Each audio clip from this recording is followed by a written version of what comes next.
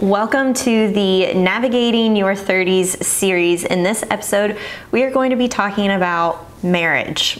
Navigating your marriage in your 30s, what that looks like, what are some of the key factors that you're taking a look at, not just finances, but overall your relationship and other things that can really impact it. And I'm also going to be sharing my personal experience after being married for 8 years.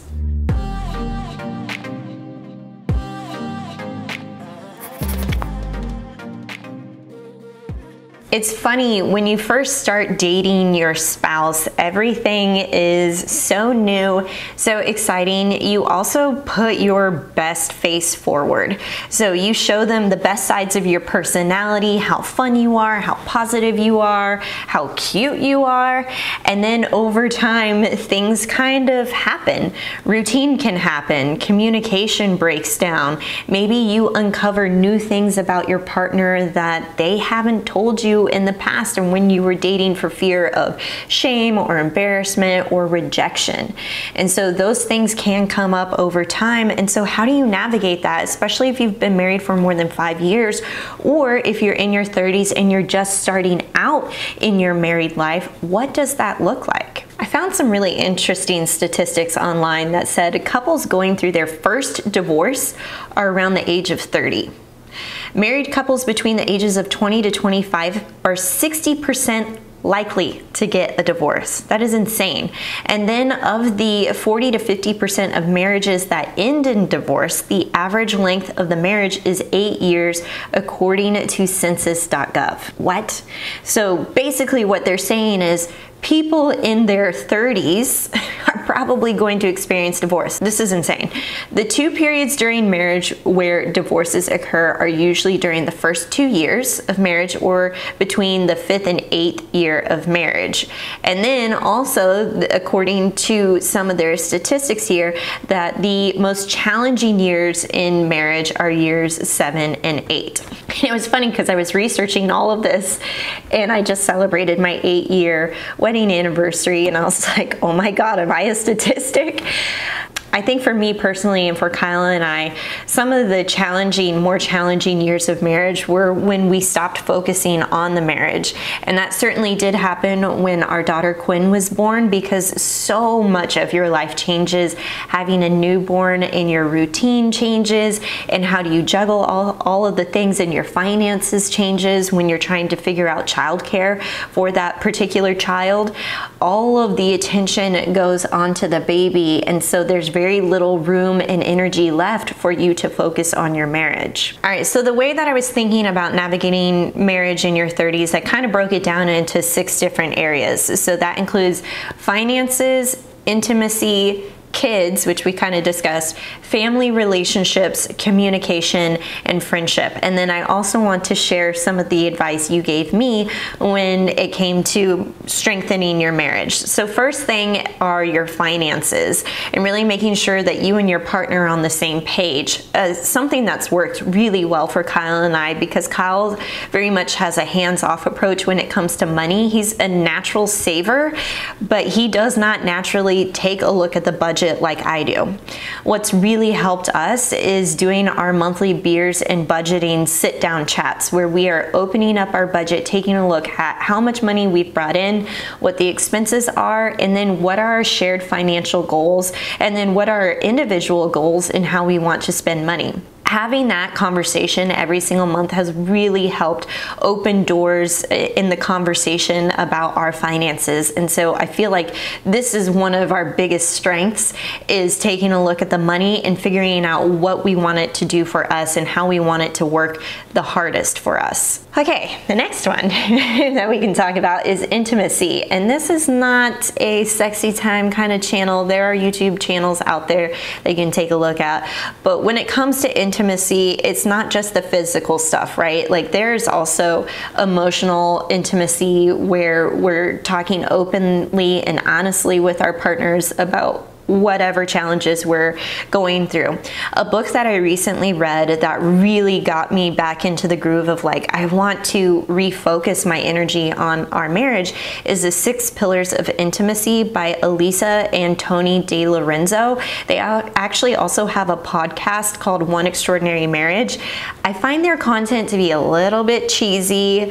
It's a little like, okay guys, little cringe, but there are some good nuggets of information that you can kind of pick and choose and start working through with your partner. Definitely, I will link to that at my Amazon link below for you guys to check that out. Something else that we started incorporating, especially after Quinn was born, we're doing monthly date nights or day dates. So Kyle gets every other Friday off, and so we take advantage of that while Quinn is in daycare to go do something really fun, especially around Los Angeles, which is where we're currently living. We're pretty new to this city, so it's been really fun exploring with him and having these day dates to take advantage of, because that way we don't have to pay for a sitter. Then there are moments where we do feel like we need to spring for a sitter, such as we went to a Chiefs game and we sprung for a sitter, and that was really awesome. Having those monthly date nights has been really beneficial for our marriage, and I find that we weren't really doing dates before our daughter because we were always going out together anyways. We were always going out on the weekends and doing something fun, so we really didn't feel the need to date each other. And now I definitely feel like the need to date each other is coming back up. The next book that I want to recommend to you is the 5 Love Languages by Gary Chapman. So in this book, he really talks about discovering your partner's love language. What types of things do they need in order to feel loved? And not everybody receives love in the same way. So the 5 love languages include words of affirmation, acts of service, gifts, quality time, and physical touch. I'm definitely a words of affirmation person, and Kyle's more of a physical touch person. That makes sense. Most men are physical touch, and I feel like more women are words of affirmation, but I definitely have a hierarchy of things that I like, because I also do love quality time with Kyle, or gifts, or acts of service, or physical touch. Those are all things that you can incorporate, but just knowing specifically what that person wants and how they receive love is super helpful to know. So with kids, entering kids into your marriage definitely creates a different dynamic, mainly because there's this little tiny person that really needs a lot of your time and energy. So what we do is we really share what works best for us when it comes to caring for Quinn, and also realizing that some of our parenting styles are a little bit different. Things that I might be more lax about, Kyle may be more strict on, or vice versa. But then there are the absolutely like non-negotiables of how we parent Quinn that we want to be on the same page. So having those conversations often is really helping us figure out what and how we want to parent Quinn, and then how we want that to look like in the future as she gets older. Next one are family relationships, and this one can be a little bit tricky, especially if your partner grew up in a very different family dynamic than what you were brought up in. And that has definitely been true for Kyle and I as we've shared our family experiences in our childhood and what the dynamic looks like. And so we talk about how to incorporate each other in our families, but also realize that we are creating our own family.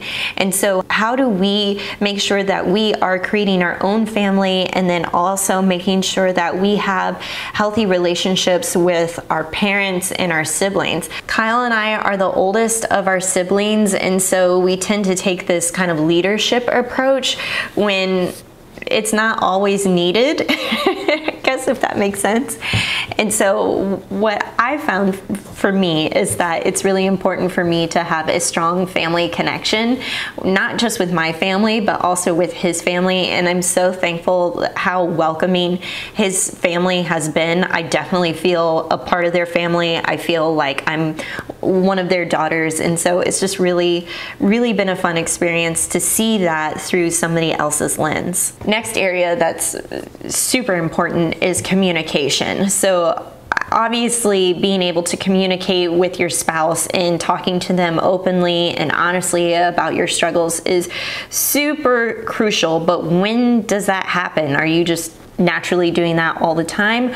Or if you've gotten a rut like Kyle and I had a couple months ago, we would just kind of get into this routine of coming home from work, I'd be cooking dinner, he'd be playing with Quinn, I would get her ready for bed, he would be cleaning up, and by the time that she was in bed and the kitchen was cleaned up, we would both be sitting on the couch scrolling on our phones or watching TV on Netflix.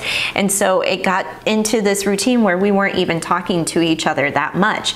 And so something that we've been re-instigating into our marriage are Tuesday talks. And a shout out to my bestie who turned me onto this.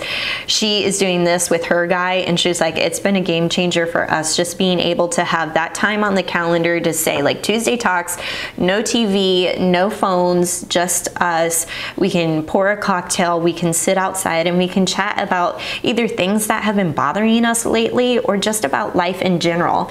Kyle also got us a game called Truth or Drink on Amazon. They're basically conversation cards, and they range in intensity of what that question might look like. That has been so fun to go through. Instead of talking about schedules or travel, upcoming travel, or about kids, we're talking about something completely different and completely random. It's been really helpful for us. I will link to that game below on Amazon if you're interested in checking it out.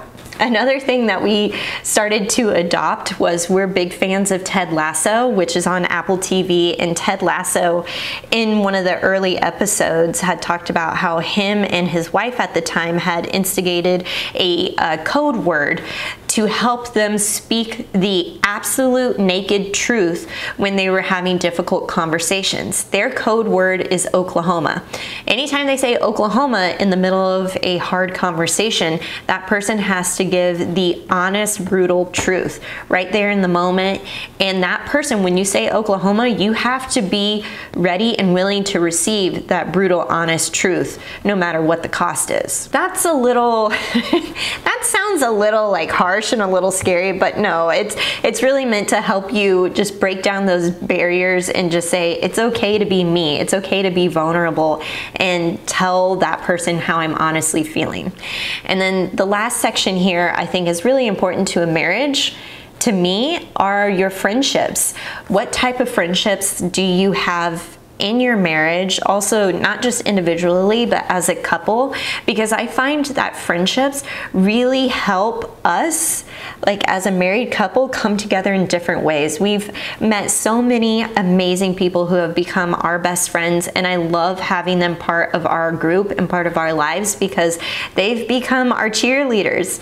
They've become the people on the sidelines that are rooting for us and for our family and our relationship, and to see us grow as a couple. I love having friendships that can really feel supportive, because also if we are going through a valley in our marriage, that we can turn to our friends and say, hey, we're actually really struggling with this right now.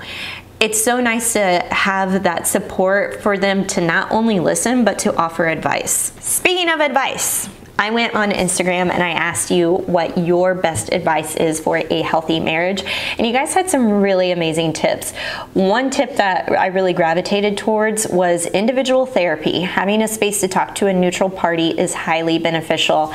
I have a therapist and I absolutely love working with her, and I find that if I am having struggles, not just in marriage, but in other parts of my life, having somebody to talk to, third party, has been amazing for my mental health. The other one was celebrate often, the big things and the small things. It adds so much joy. I love that.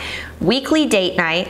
Weekly date night. Now, Kyle and I do monthly date nights, but again, that's because the cost of a babysitter in our area is like $25 an hour, and we don't have immediate family here to help out. So that is something to take into consideration, or maybe perhaps we need to build in a budget for a babysitter. The next one is always put each other first before the kids, they'll grow up and move out, your spouse won't. This has been hard for me because I've definitely put Quinn first over Kyle, and that is something that I'm taking a hard look at. The next thing is date night at minimum every 2 weeks. So somebody said weekly, somebody said every 2 weeks. A small thing, but we make sure to give each other a long hug every single day. I love that. Next one is never be upset at the same time. When he is upset or if she's upset, I am calm and hear him out, even if I don't agree. Next one is experience life together, but also experience life apart. This is amazing because I find that time apart really gives you time to reflect or recharge and then come back. Pray together. I love that. Kyle and I always pray together before dinner. Have uncomfortable conversations, hard but beneficial. Open, honest communication combined with acceptance, empathy, and understanding. And then the last one here, tell them how proud you are of them. Appreciate them verbally often. I love all of these tips and advice. It's so nice to see how many other millennials are working on their marriages and how they're coming together as a team. I'd love to know what's your best piece of advice for a healthy marriage. Leave it below. Let me know if you like this video. Give it a big thumbs up. And if you like this series, Navigating Your 30s, there is more to come. So be sure you subscribe to my channel and join the community of millennials who are committed to not only crushing debt and living payment free, but navigating your 30s during this season of life. I'll catch you in the next one.